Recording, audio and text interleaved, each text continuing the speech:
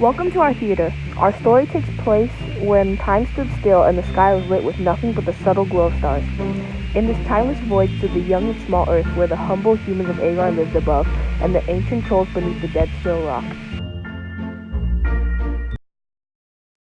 The humans are dying every day. We must take action soon and claim the worship of all the humans on Earth before we ourselves are powerless. I suppose we could, but that's not a good plan.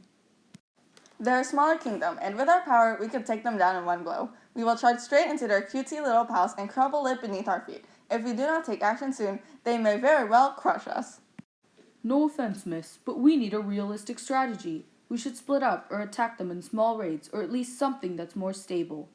Haha, nonsense! We don't need a strategy, we need power! I suppose. Sir, I have news.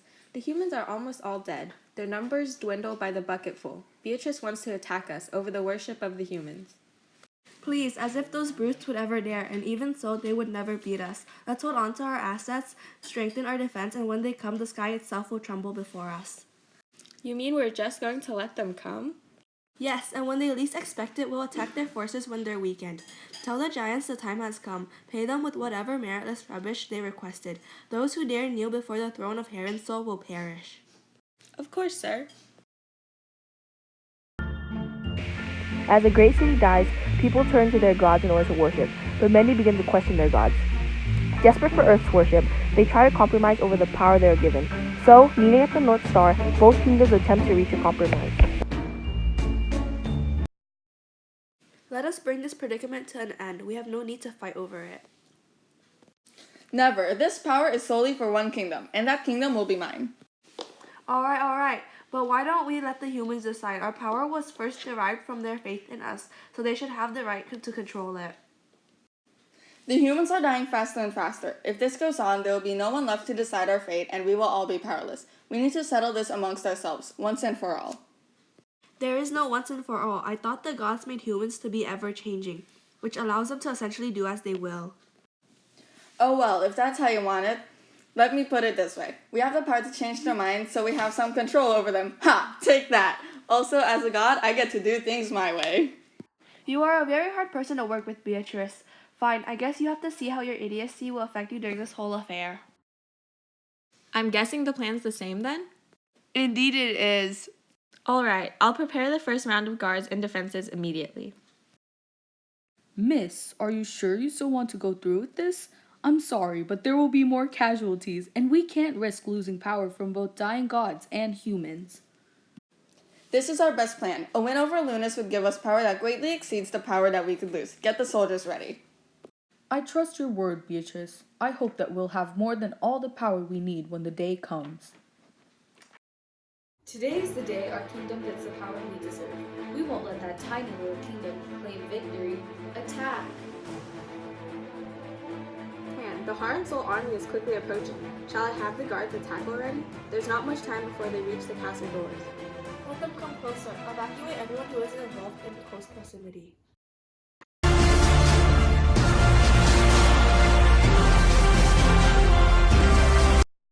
The tired and exhausted army of Heron's Soul attacked the outskirts of the palace, stars, and the walls of Lunas with little success. Besides damaging a large portion of walls and small huts filled with menial gods, Chan sends a large rock down upon the army but misses, causing it to collide into earth, creating a large flood in many cities. The humans felt that their prayers were meaningless. Now they deemed their condition a punishment from those in the sky. Sir, we have lost a vast amount of people and land. I thought they didn't have that amount of power from what you told me. That force was made from the unholy amounts of power we are using in Beatrice's.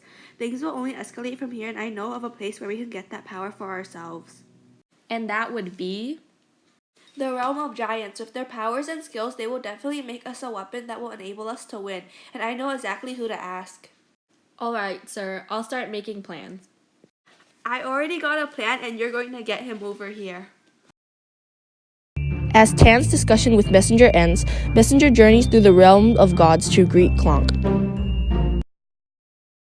Anyway, what did you have the tiny god bring me here for? I need you to build me a super weapon, one that will bring Beatrice begging on her knees for mercy. Something like that would require a ton of power and labor. And it's not anything big per se. As hot-headed as Beatrice is, she isn't very fond of fire, so I would prefer to burn her kingdom down forever. You want me to build an almighty torch that will light anything for all of eternity? You do realize this will cost an exponential amount. Yes, and in return you get to stay here with everything at your disposal. What do you say?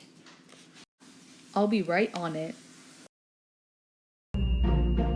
And Clonk started working on the super weapon right away, without a minute to spare. After some time, it was finished and ready to be used against Heron Sol. Soon they will strike. Why are you here?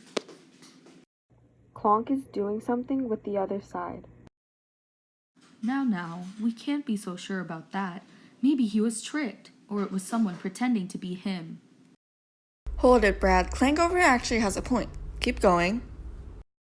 The only reason the gods called upon us giants is that we are the ones who can create the most powerful weapons in the universe.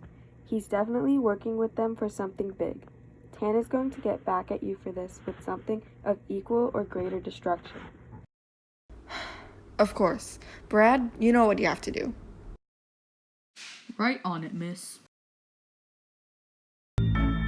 Right as Barad started to leave the room, a shockwave resonated through the castle and faint screams could be heard from the outside, along with frantic footsteps.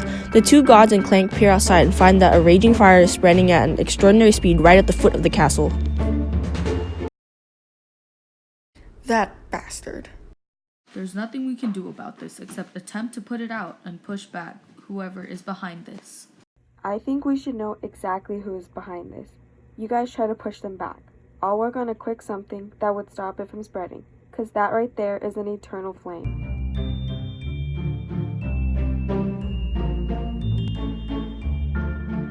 Clank uses what he can find to control the fire, while Barad and Heron Sol army fight off the enemy. Beatrice and Tan come face to face once again.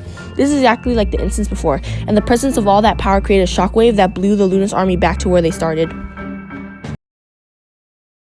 We need more power than them, even if it's the last thing I do. I will make sure that they will always be inferior to the almighty Heron Sol Kingdom. I made a plan while you were on your little rant. Oh, this is amazing. We could actually beat them with this. Now this would make Tan break apart. Start right now. I'm not wasting any time waiting. If they got theirs done that day, I want it faster. Right on it. Heron Sol bustles with activity as the whole workshop helps Clank build the weapon, which is revealed to be a hammer that can hold all the power of Beatrice's rage as well as the entire Heron Sol army. Barad rigorously trains and prepares Heron Sol's army for a world-shattering war over power and worship. The other side has no idea of these occurrences, as the two giant brothers haven't made contact throughout this entire time. Clonk strengthens the torch of eternal flame even more with Tan's never-ending demands. Tan, how much power do you need in this? If I put too much power into this, it could implode and destroy the palace, unless you want this weapon even bigger. Yes, we need it to be large enough to cover so much land that they can no longer stop it. Oh, Tan, you and Beatrice actually have more in common than you think. It's like you're fighting with yourself. This will cause so much damage, but as I always say, conflict always has a resolution, so both of you gods better have learned something. War without reason never ends well. Oi, messenger, come with me. I'll need some more help if we're going to double in size. With this, we hold the possibility of destroying 2 Lunas kingdoms. Sadly, there's only one. Thanks again, Clank. You will forever be remembered throughout the generations for your work for Heron Sol. The honor is mine, your majesty.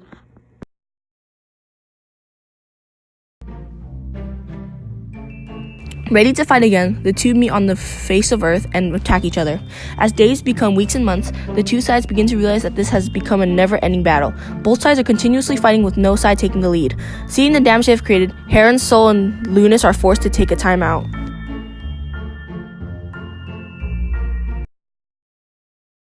This war is becoming an exhausting waste of time. Nothing has been progressing and everything around us is falling into its worst possible shape. Your weapon has been causing massive fires and volcanoes to explode, burning the earth apart. The world is warming up and we have only been creating a larger carbon footprint. I understand what you mean. I would prefer if this war came to a stop. The damage we have caused out of our own greed is tearing Earth apart, literally. Everyone is suffering. Likewise, your weapons have been destroying Earth, tearing apart the ground and colliding it together. The massive earthquakes ruined the homes of many and killed innocent people. We must come to a truce. There is no other way. The humans can't even worship us, once they are too busy trying to save themselves. I agree. From this moment on, we shall fairly divide the blessings given from Earth and stop this pointless war. We shall give peace on Earth and no longer destroy its beautiful sceneries. Agreed. We'll each get half of the full cycle soaring across the sky, day and night, so the people can worship the both of us. You can control day and I can control night. Farewell. This was the end of the war. Heron Sol and Lunas lived mostly in peace from then on.